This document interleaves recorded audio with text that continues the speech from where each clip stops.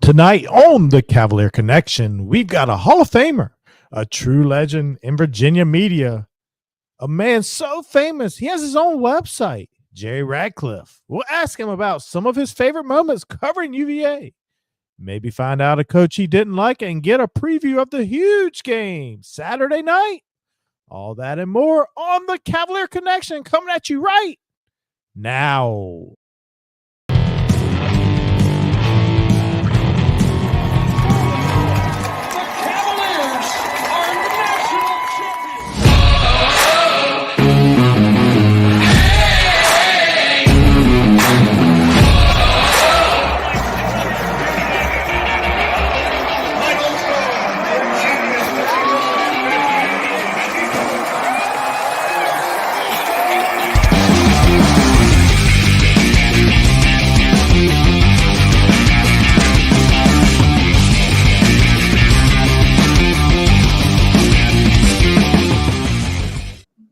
All right. And so we welcome into another edition of the Cavalier Connection. I'm the fill-in host again tonight for Jack, who's snoozing as he's got an early morning tomorrow. I'm Jeff, and I'm joined by Jay, and we have the pleasure tonight of a true Virginia legend, Jerry Ratliffe. Thank you so much for coming on tonight. How are you doing? I'm doing great, guys, and thanks for having me, and thanks for the flattery. That'll get you somewhere. Oh, so I know you've been covering Virginia for quite a while. Tell us how you got your start in the business. Well, actually, I was in college, and I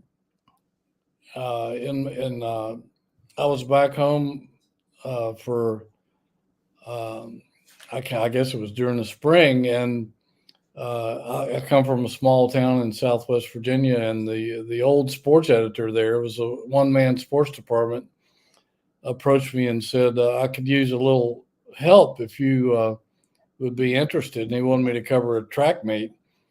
I said, I don't have any idea what I'd be doing. And he said, well, you're in college, you can write. And I said, yeah, I guess a little bit. And he said, you ran track and you played football and you did all this other stuff. So you know what you're talking about. And I said, well, yeah. And he said, well, just go cover it and see what happens. So I went out and I covered the track meet, and I guess I did pretty good because he kept asking me to keep doing stuff. And I guess it got in my blood. And I think sometime the following year, he decided to move over to managing editor of the paper, and he asked me if I would be interested in taking his place. And so I figured I'd give it a try, and I liked it. And I started covering a lot of high school sports and some college sports, and just kind of expanded and eventually did some traveling to cover some college teams, and then moved to another newspaper and covered Duke, Carolina, Wake Forest, NC State, UVA, Virginia Tech from that paper. And lo and behold, Charlottesville came knocking at my door and asked if I'd be interested. And that was in 1982, and I've been here ever since. What a great time, 1982. Yeah. Ralph Sampson. Got here at the same time George Welsh did. Yeah, so I saw that whole transformation. That's awesome. Did you have like a pinch me moment? Like, I can't believe I'm getting paid to do this right now. I think early on, probably my first couple of pinch me moments was I covered Virginia. My first football game I ever covered was Virginia Tech and Alabama, and my first interview as a sports writer was with Bear Bryant over the telephone. Wow. Oh, wow. That's as big as it gets. I should have just quit right then. But I've had a few, and I had got to interview John Wooden not too long after that, and wow. I started covering some Wake Forest basketball because it was ACC hoops, and I got to know the right people in the ACC, and finagled my way into the ACC tournament in 1974, and then finagled my way into the Final Four in Greensboro, which is still my favorite Final Four. It's when NC State and David Thompson stopped Bill Walton and UCLA's national championship run in triple overtime, and so all those were real pinch me moments for sure. I'm sure. So in the time that you've covered Virginia, do you have like a year or a favorite team, whether it be because of results or people? Just like, is there a favorite that you can recall? Well, there's been several, and the Sampson years were special. Just following that team around, I've told a lot of people over the years that it was kind of like covering the Beatles, because everywhere you went, everybody wanted a piece of them, and each week national writers would come to Charlottesville, and national TV and people would come to Charlottesville to interview Ralph. And the sports information director we had then, a guy named Doug Elgin, who went on to become a conference commissioner, was so kind to me as a young writer, allowing me to sit in on some of those interviews. So I was learning from some of the best sports writers in the country coming here to interview Ralph. And I saw, what kind of things they were doing. And that made a big impression on me. But it was just so much fun, because you knew every game that Virginia was probably going to win. It was just by how many.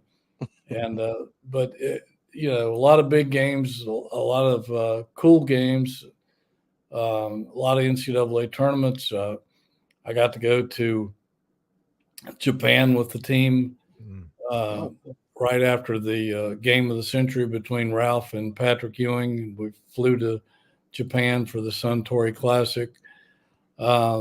That was probably the most fun time in basketball. Certainly 2019 was special. And then 1995, I got to know all those players real well, still know a bunch of them when they came real close to the Final Four. Oh, yeah. And in football, there were quite a few seasons during the George Welsh years and some of the Al Groh years that were pretty neat, but nothing could replace 89 and 90, and then the 95 team, probably, when they played so many great national games down to the wire against Michigan and Texas on the road, and then Florida State here in that dramatic upset, and coming back to win the Peach Bowl, beating a really good Georgia team.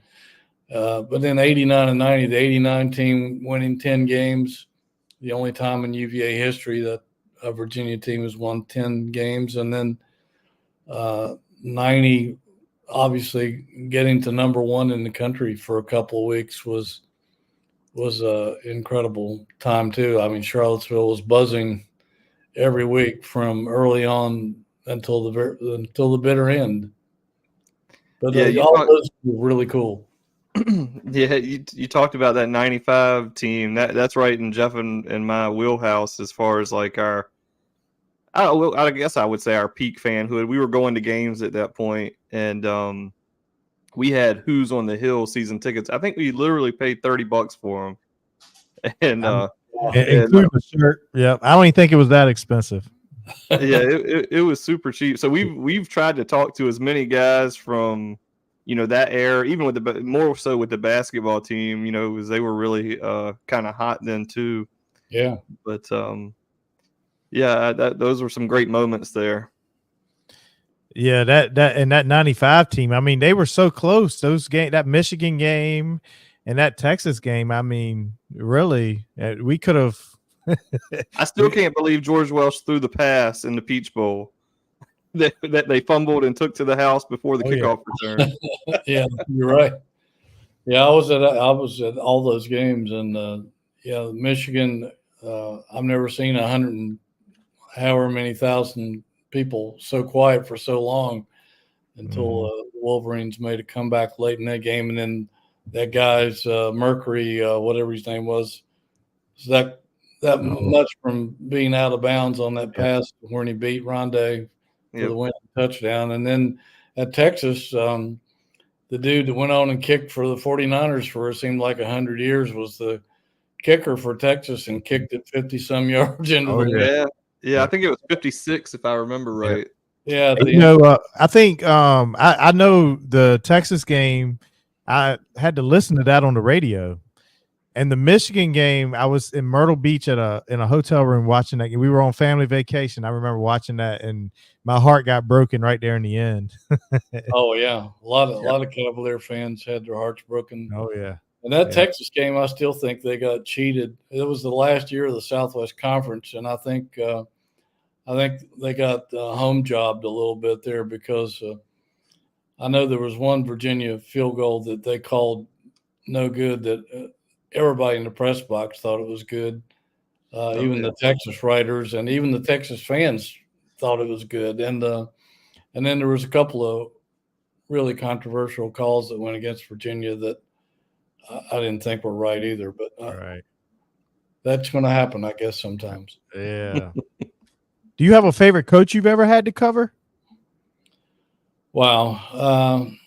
A lot of them. I mean, I've had good relationships with all these guys over the years. George was special because he always told it exactly like it was, just brutally honest. And he would give you such incredible, thoughtful answers to things. If the trick with George was that you would ask him a question, and a lot of writers didn't get this. He would answer the question, and then he would pause, and people thought he was done, and they would interrupt him and go on to another question. But if you sit there and let him think during that pause, he would come back with even better stuff. So, but I got to know George really well. Had a lot of special moments with him off the field, and Terry Holland was also incredible in that manner. He was so good to me. Jeff Jones is one of my favorite guys because he was such a loosey-goosey guy that you could sit down and, have a beer with him and a burger somewhere, and it was just like hanging out with your friends, and had a great relationship with him, and he gave us so much access to the team that it was most appreciated by me, and I know all of our readers because we got a lot of stuff that other newspapers couldn't get. A lot of people turned on Al Groh, but I had known Al ever since he was the coach at Wake Forest and throughout his pro coaching career. And so I was close to him before he ever got here, and we became even better friends. We're still friends to this day. I talk to him a lot. Still go to him actually for advice on a lot of things, business related and non-business related. And as many of his former players do, had Alvin Pierman on a podcast a couple of days ago, and he, like many of those players, tell me all the time that if they have a major decision to make, they consult Al Groh. And Al was so good to me on Thursday nights of game weeks. He used to let me come to his office because the hay was in the barn by then for the game plans and stuff. And he and I would be the only two people in the building, and we would go in his office, and he would break down film and show me the newest concepts in football and explain them in detail, so I'd get a good understanding of what they were trying to do and what other teams were trying to do to them. So that was pretty cool for a writer to be able to get that kind of trust from a coach. And all the coaches since then have been good guys. Brian O'Connor has been an incredible guy to know and work with. Brian Boland, when he was the tennis coach here, we were pretty close. But those are probably my favorite guys over time. And Pete Gillen was a lot of fun too. I still see Pete every now and then. I'm sure he was. He's just called another timeout. Yeah. Yeah, exactly. That's right. He once told me, he said, I asked him about it one time. He said, "Jerry, can't take him to heaven with me. I can't take him to heaven." Oh yeah, we hear him every once in a while doing play-by-play on I don't know what some of those ESPN games. Might be that CBS Sports Network. Yeah, that's right. Yeah. He's an entertaining guy. Is there any coaches that you covered that you weren't so sad to see leave? Just one. You probably don't have to guess very hard to know who it was, but I tried hard to have a good relationship with Dave Lato, and I guess at times we hit it off okay, but he was an awfully hard guy to deal with, and so I can't say that I was disappointed when he left the program. Right. But, We weren't either. I don't think there were many fans that were. other than that, all the other people have been great to work with. That's awesome. That's great to hear. What advice would you give to someone trying to break into the business of covering sports? Wow. If you'd asked me this 20 years ago, I'd say go hard for it. But these days, the way the business is, I'm not so sure I would recommend it, because the newspapers are dying left and right. And, it's a different world than when I grew up in the business. And you could form, not that you wanted to be buddies with all the coaches and everything. There had to be a professionalism in there where they understood your role and you understood where they were coming from. And, I've had moments with George and Al and Jeff and Terry and some other guys where they didn't like something I wrote, and we would talk about it, and they would understand where I was coming from. And, Al McGuire told me one time, he says, I can't be your critic and your friend. Right. But, and there's some truth to that, but I think I had a really good relationship with most all the coaches here. And they usually understood that if I criticized them, it was deserved. And, Right. and I usually don't jump on guys unless, there's some just really critical error that they make, or if there's some players or some coach that you just feel like that they're not giving it the effort that it deserved. But for the most part, I think they've understood where I've come from, and that I'm fair. I know a lot of these guys, when they're asked about me, because I've heard it, they'll say Jerry was fair. And that, I think, as a journalist, that's pretty much all you can ask for. I was saying, now in 2024, Deion Sanders will just ban you from the media room if you say something opposite of him. Yeah, I haven't dealt too much into that, but I've heard a little bit about both sides, so I don't know who exactly was right and who was wrong. Right.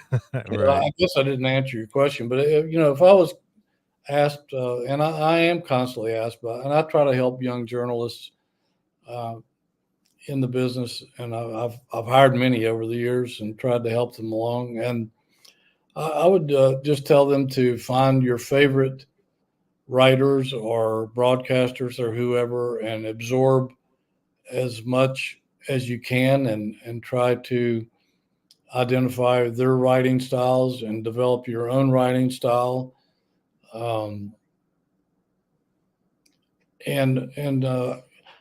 I think sports journalism there's still a lot of the ethics that we learned growing up in the business that still hold true. I'm not sure it's that way in news journalism anymore, but I think in sports journalism, there's a lot of the ethics still mean a lot to the sports writers that I know throughout the ACC and in the state of Virginia, and then many of them around the country. So I think that's one thing that you've got to do is judge ethically what you're doing, and try to present both sides of the story instead of a slanted view of things. And it's tough. I remember Chuck Noe, the old coach, basketball coach, once told me, he said, being the columnist or the sports editor of a hometown college newspaper is one of the hardest jobs in the business, because half the fans expect you to be a cheerleader and half the fans expect you to be a critical, jump down the throats of players and coaches' backs, and to try to have a balance and do that was always a challenge. And I'm sure I probably crossed the line in both areas every now and then, but I think that's something you try to have a balance on, and be fair to people. Oh yeah, Jeff and I have been reading your stuff pretty much our entire fanhood lives. So you played a big part in our growing up, and we're new to this. We dabble in writing. I wouldn't even say that we write. I would say we dabble. It's hard to do. I mean, it really is. It makes me admire a person like you so much more. And speaking of your stuff, how have things changed for you since you got your own website, jerryratcliffe.com? Wow, it's been a real challenge because I'm now not just a journalist; I'm a businessman. Something I never envisioned, a direction I never just thought I would go down. After being a sports writer for all those years and never worrying about anything but that, making deadline and trying to scoop people. Now I'm trying to sell advertising to my website and make deals with other businessmen, and learning a lot of stuff by the seat of my pants in terms of podcasts and things of that nature. And we're doing. My son is brilliant. He's really good at all the technical kind of things, and he's doing. I have a lot of ideas on how to dress up our podcast. We just added some really cool stuff to our podcast, but I can get people to do these things, but I have the ideas, but I have to get somebody else to execute them. And so I feel you there. Yeah. So it's a brave new world for me, and I've been doing this now for 6 years on my own website, and we continue to grow each year. So I guess I'm doing something right, and we have a huge base of followers that enjoy our stuff, and I try to give them the same quality as I always did. And in fact, I think I'm probably working harder now than I did back when I was a newspaper guy. But I used to depend on a staff of 6 or 7 or 8 people. Now it's pretty much me. Yeah, so I got to sit, with Scott at the Richmond game, and he was showing me some of the pictures that your photographer had taken. I couldn't believe the quality of those pictures. I mean, they were unbelievable. We've been really fortunate.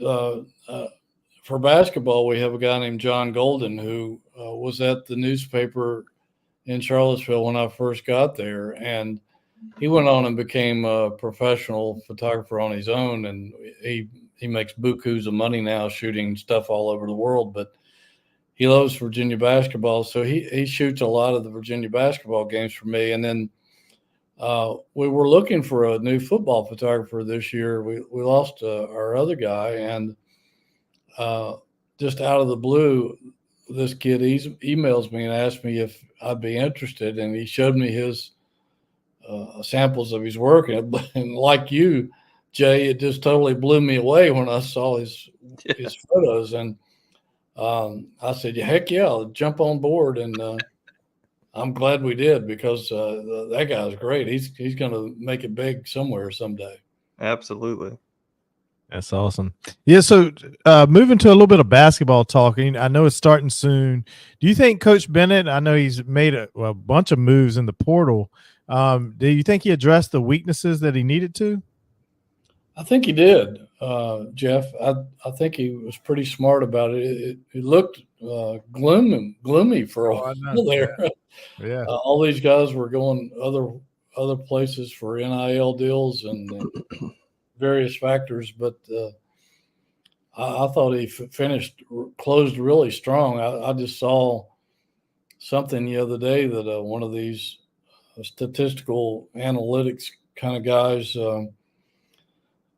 was making projections about all the lineups of every team in the country, and he projected that Virginia had the best assembly of talent in the nation. wow. I don't know if I would go quite that far. Right. That does show you that he did some quality work in recruiting, he and his staff. They have a plethora of guys at the point guard now that Oh yeah. they shouldn't have any problems there. And then they've got depth in the front court. Even though not a ton of guys returned, they have some really good players coming back. And the portal, I think they shored up all the weaknesses that they had. And I think one cool thing was getting Kyle Guy back on staff.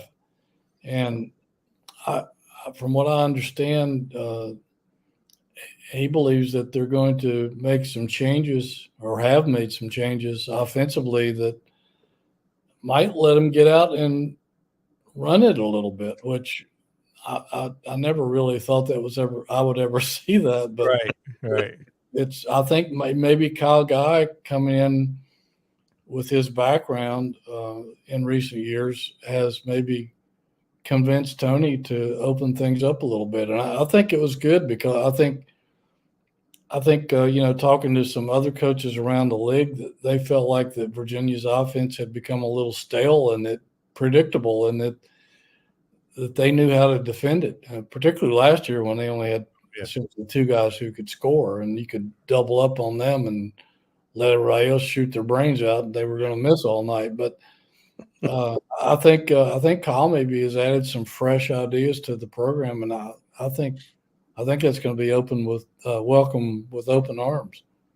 Yeah, I'm excited to see what they end up doing. I was reading, I know I was going to ask you about that. I saw where Cam Ward had his visit and was talking about that the team was running and trying to get up as many threes as they could get up. Yeah. Now, how much fun would that be? Oh, I know. Because it seems like they've got, they're not maybe the greatest assembly of 3-point shooters in the world, but they got some guys who could put it up. And oh yeah, I think some of these new guys might be better 3-point shooters than their numbers indicate. Mm-hmm. And they're so athletic. At least on paper, they look athletic. I haven't had a chance to see them yet, but those are the kind of guys that can get up and down the floor and make things happen. So I'm really looking forward to seeing that blue-white scrimmage whenever that is. Yeah. I don't know how much we can tell from that, but I guess it'll give us a little bit of a taste, right? Right. Oh yeah. So if we were to give you 100 chips to place on a player to lead the team in scoring this year, how many chips would you put down and who would you put it on? Wow. I hadn't even thought about basketball much. I know we're jumping way ahead. I'm so in my submarine phase with football. I haven't really gotten into the basketball, but gosh, I think I would put a heavy amount on McNeely because I think this is going to be his breakout year, and I think that having some of these other guys around is going to take some pressure off him, so that he'll get more shots. Yeah, I think again having Kyle Guy around might have some influence on him, having the success that Kyle Guy had in college as a 3-point shooter. He might be able to help bring out a little bit more in our boy from West Virginia, who's just such a good kid. I got to know him when he was in high school, and wow, he's just a quality human being. But I guess if I had to throw my chips down right now, that's where I would throw them. Oh yeah. I think that's what we probably say the same thing. So we'll go back to football. We got a big game this week. Oh yeah. What are your thoughts so far, and what percentage would you give this year's team of making a bowl game? Well, the more I researched them in the off season, So I do some work for some preseason magazines and stuff, and I didn't realize at the time because I guess I just hadn't looked into it, but they had so many starters coming back from a year ago, even though they had only won 3 games, and we know how that went because them losing so many close games and beating themselves. And I thought it was a team that just really didn't know how to win. That's something that George Welsh taught me about many years ago. A lot of teams have to learn how to win, and I think they maybe took a big step in that direction in Winston-Salem last Saturday night. But I thought before the season that they had a good chance to win 5 or 6 games if they didn't repeat the mistakes of the past. And they seem to be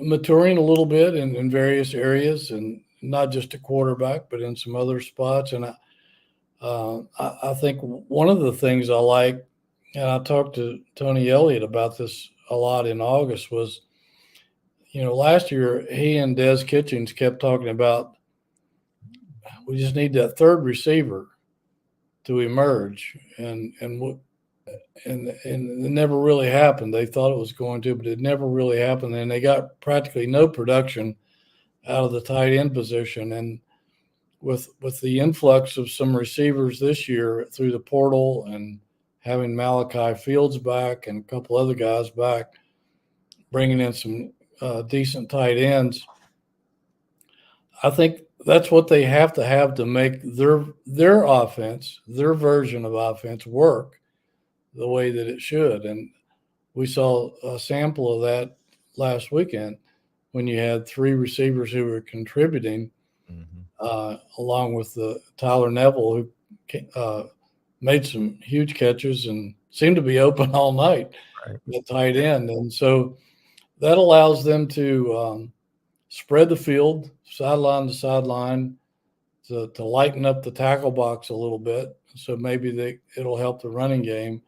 And it makes the defense kind of pick their poison. I mean, if you're going to double Malachi, then you got to deal with Harris's potential speed and Neville coming underneath and killing you. Or if you double one of them, then it leaves Malachi to deal with. So I think that's been a huge key for this offense to work properly, is to have 3 receivers who can contribute. And we're still all waiting on Chris Tyree. I still think he's going to make a strong contribution, and maybe it'll be this week. But I really thought that they could win 5 or 6 games, and I still think they can. Certainly this Saturday night is huge, but I felt like last week was a major step. If they had to win that game, if they lost that game, a lot of things could have turned sour or not worked. And so that was major, coming back and winning that game. And that won't mean much if they come out and lay an egg this week. So if they can find a way to go 3-0, I think they've got a really, really good chance of winning 6 games.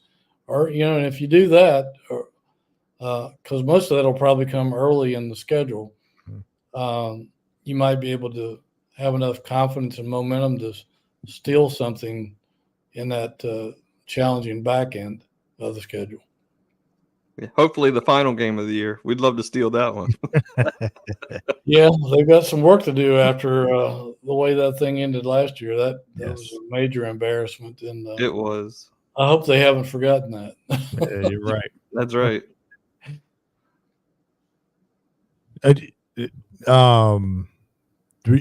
Do you what I'm sorry, I got sidetracked there. What % chance do you give this year's team of making a bowl game?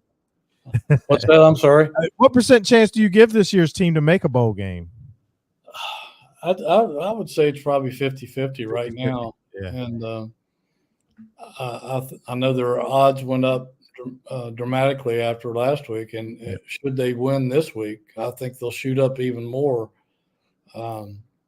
Starting out 3-0, I really like their chances to get there, because I think they'll beat Coastal Carolina next week on the road. And then you got a lot of home games coming up after that. Boston College and Louisville back to back here, and even though both of those teams are playing pretty well, Virginia had both those teams on the ropes on the road last year. So I think this Virginia team is better than last year's. So I think those are at least winnable games. How exciting would Charlottesville be if Virginia went 6-0? Oh wow! It's been a long time since that's happened. So I would imagine it would be pretty energetic. Although there has been a lot of apathy surrounding the program, and I guess a lot of people are in that show me or we'll wait and see category. But having been around here a long time, starts like that are so special that it energizes a fan base like nothing you've seen. Because by that, if they do that, obviously they're going to be ranked. There'll be more probably TV interest and national interest. There'll be fannies in the seats. It'll probably help recruiting. Everything's better when you're winning. So I think Charlottesville would be a buzz. Oh yeah. If they Jay, started off. Don't put the cart before the horse, Jay. How many? What is it? They're going. That I'm saying they're going to go 6-0. No, I was telling Jay. He's asking. But it's possible. Yeah. We've been 3-0. We haven't been 3-0 in 25 years. I think 4 times in the last 25. 4 times in the last 25 years. 2019 they started out. That's right. 4-0 actually when they won the Coastal and played in the Orange Bowl, and then 2 of Al Groh's teams. I think 2002 and 3 or 2003 and 4. They both started out. I think 4-0 or something like 2004, that. I think they did. Yeah. So it doesn't happen very often. That's for sure. We definitely talked about this before the season. We really felt like they definitely need to probably get these first 3 games. That schedule's so tough on those back 6 games. If we want to make a bowl, and last year we would have lost that Wake Forest game. So it was great to see them come out and make that comeback and win. Yeah, no question. They would have lost that game last year. And I even had my doubts in the third quarter. Right. Yeah, I was like, here we go again. Yep. I was sitting with Scott German in the press box, and I was saying, wow, if they can't bounce back in the fourth quarter and it ends like this, I might be writing about basketball this week because people are going to lose interest. And but they showed some special gifts in that fourth quarter to be able to. And Calandria was near perfect, 10 of 11 with the one incompletion was a throwaway, and then some great catches by Harris and Fields, and they did everything they had to do. Defense stepped up. That was major, but if they can carry that over to this week, that would be huge for this football program. Oh yeah. So last question. It's a 3-parter. The first part is, does UVA sell out Scott Saturday night?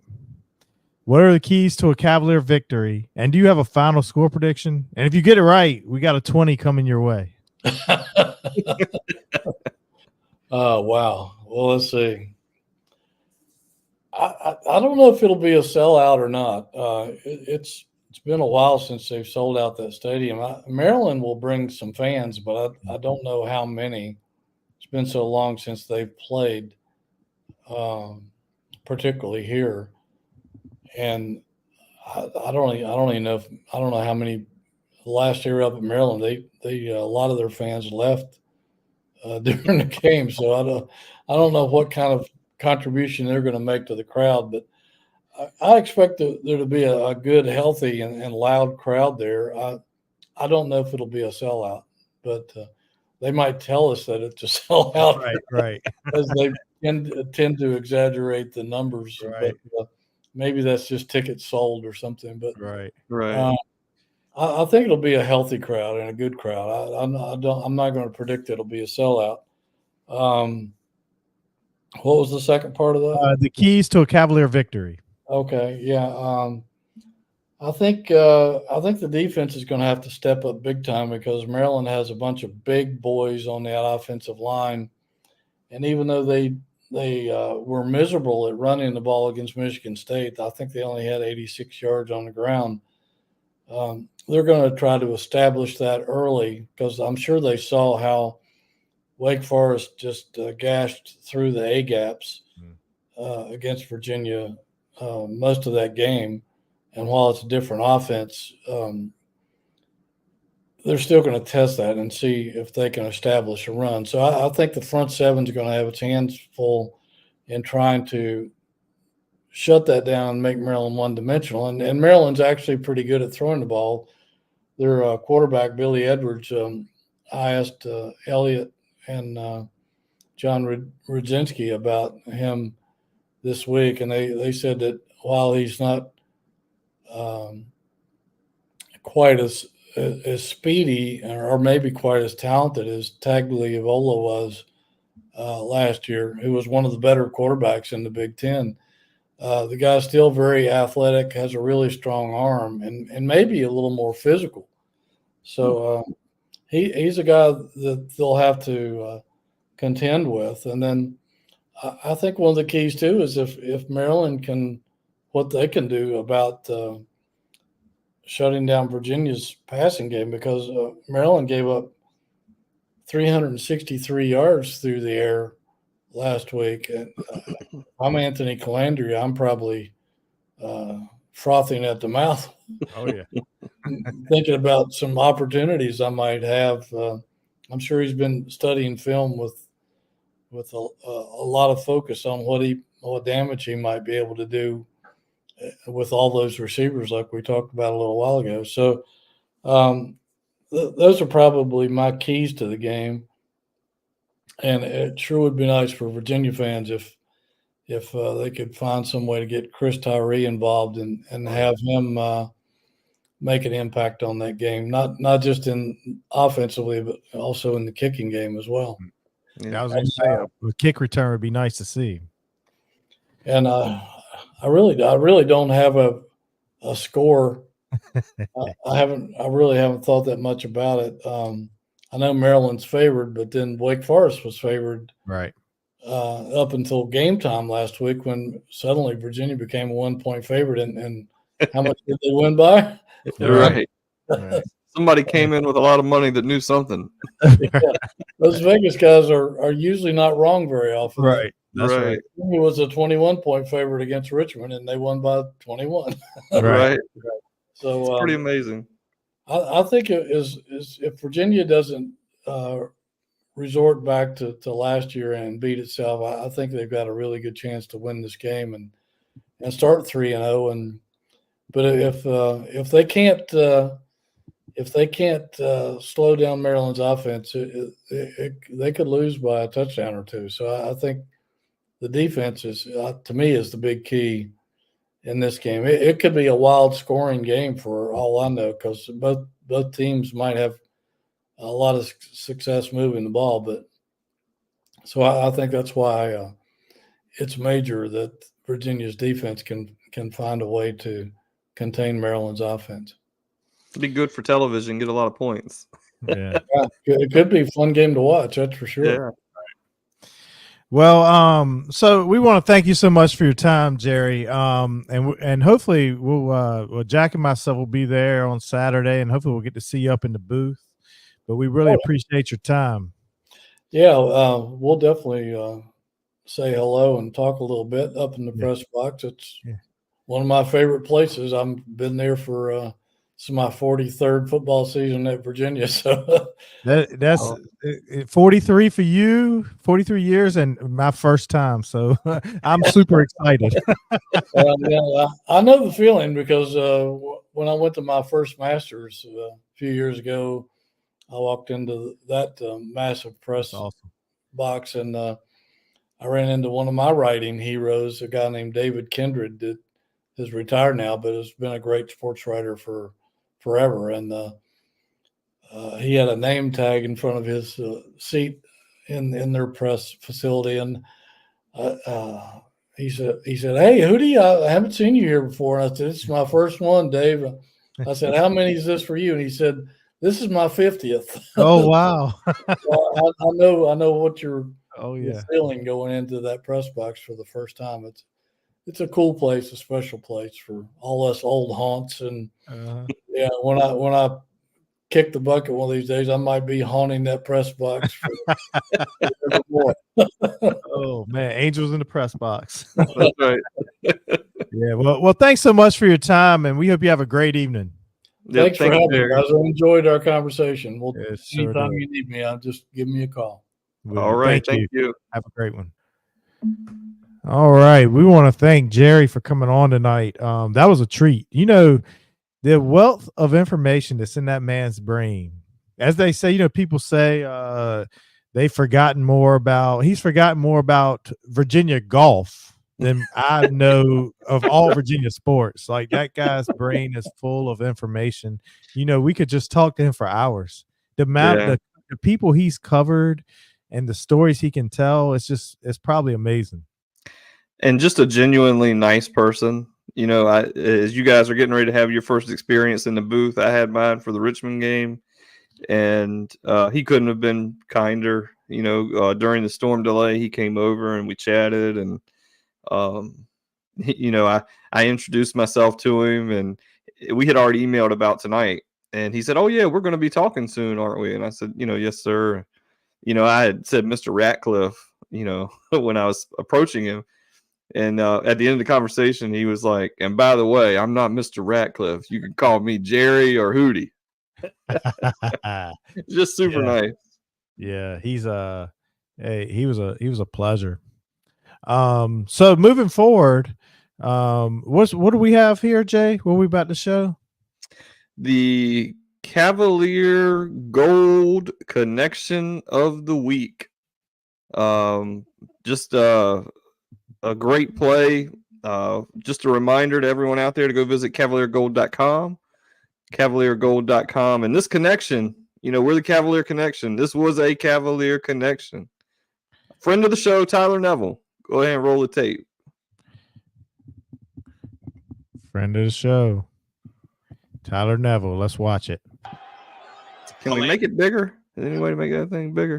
And it is caught by Tyler Neville. Yeah, replay that thing if you can. Let's see it all again. Tyler Neville spent. Here we go. Cavalier to the end zone. I mean, look how high he goes up. Tyler Neville. I sent him a message this week. I said, "You were out there looking like Big Country." Tyler Neville spent 4 years. Or Big Money. I'm sorry. Big Money. Oh, yeah. Yeah. Heath Miller 2.0. Yeah. But that was the Cavalier Gold Connection of the Week. Cavalier Gold Connection of the Week. Go to cavaliergold.com for your gold IRA needs. Go to cavaliergold.com.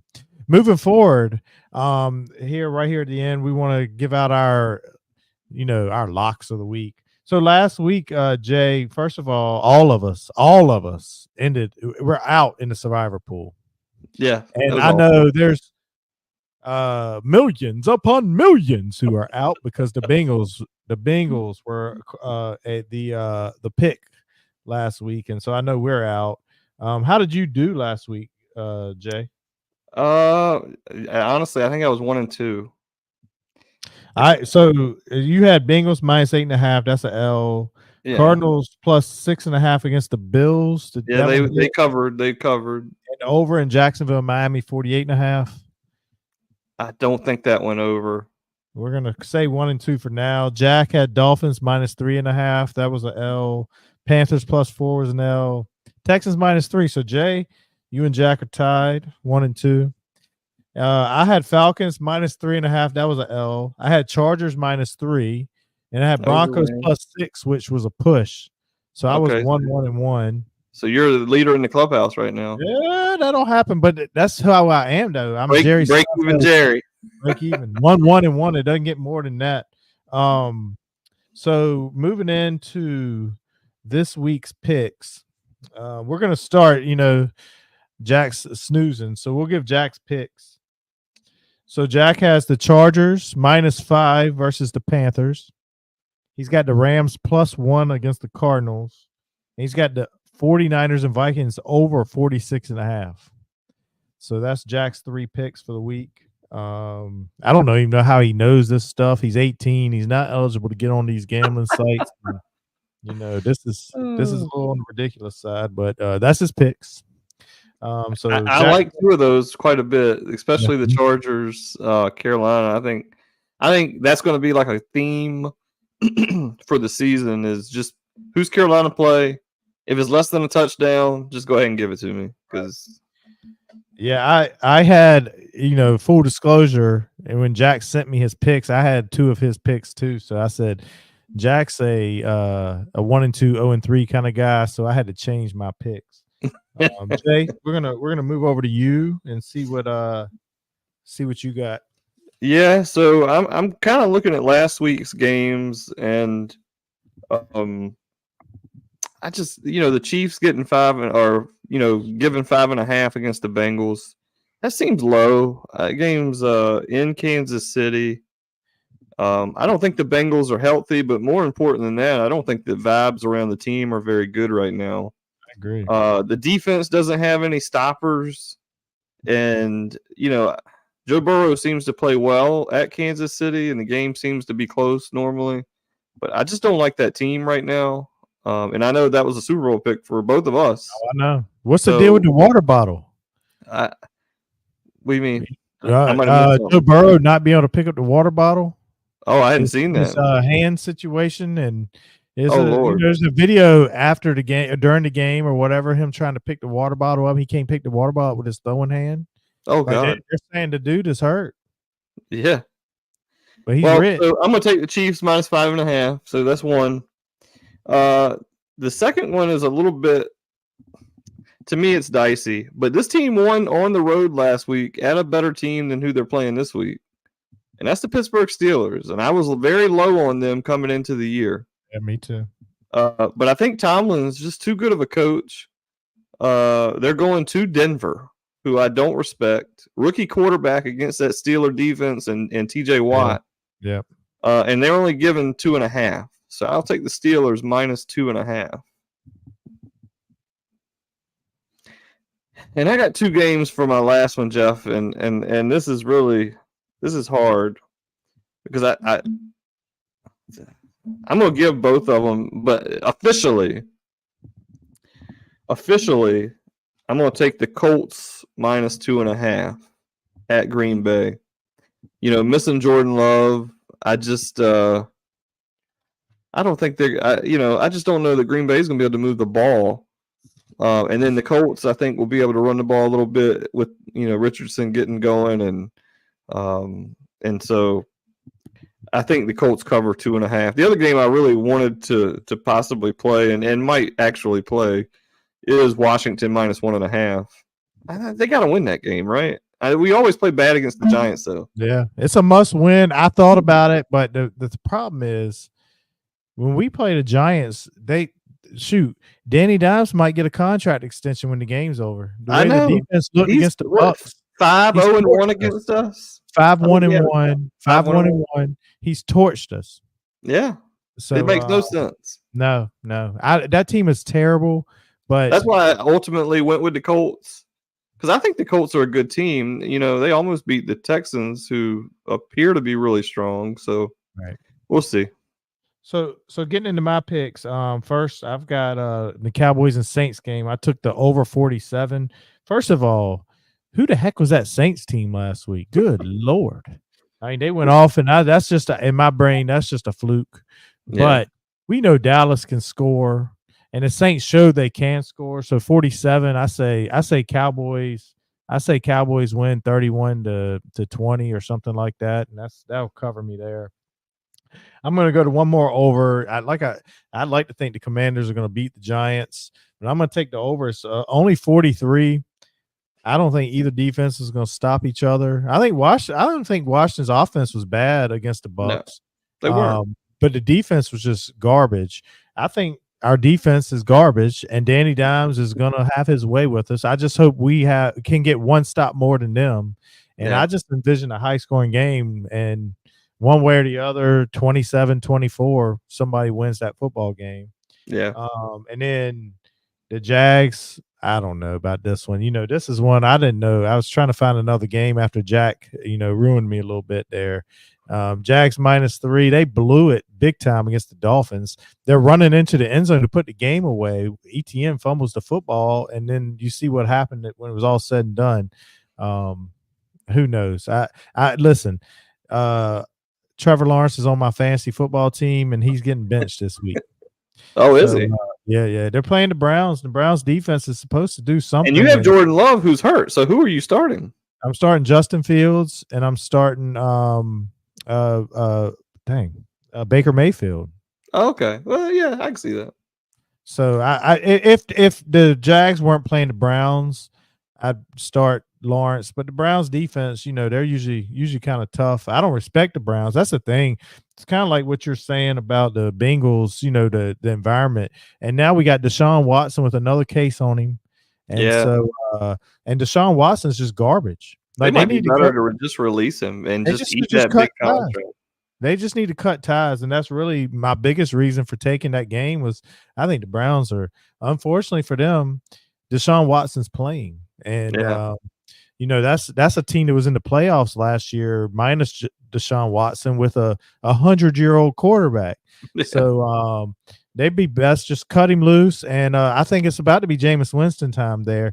Jameis, I mean, what? Listen, I like Jameis just fine. And look, he made a mistake when he was a college age.